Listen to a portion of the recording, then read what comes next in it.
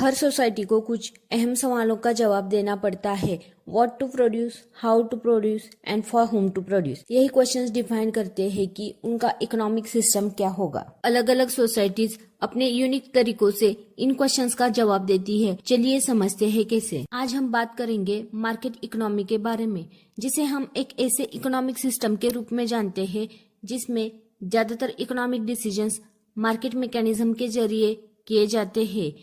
यह system USA में और आज के टाइम पर कई और देशों में भी देखा जा सकता है।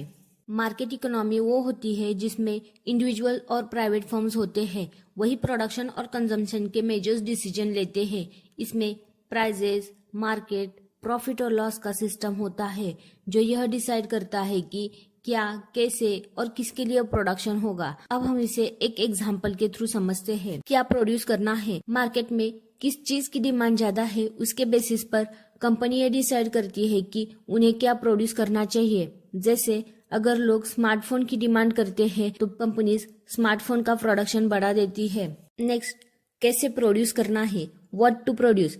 कंपनी वो टेक्निक यूज करती है जिसमें कॉस्ट कम आए, जो कॉस्ट इफेक्टिव हो। जैसे कि अगर एक फैक्ट्री ऑटोमेटेड मशीन्स का इस्तेमाल करती है तो प्रोडक्शन कॉस्ट कम होती है और प्रॉफिट ज्यादा होता है। नेक्स्ट है, किसके लिए प्रोड्यूस करना है, फॉर हुम टू प्रोड्यूस।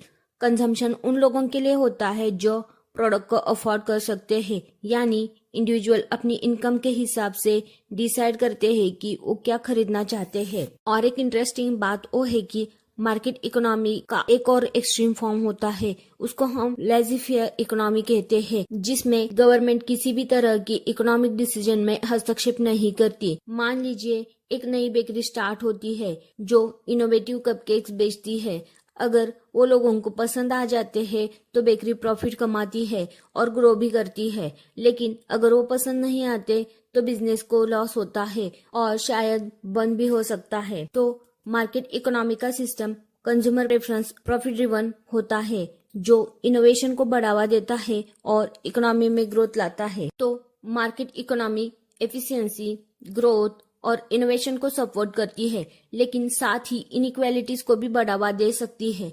क्या आपको लगता है कि मार्केट इकोनॉमी हर एक देश के लिए सही मॉडल है? आपके विचार कमेंट में शेयर करिए।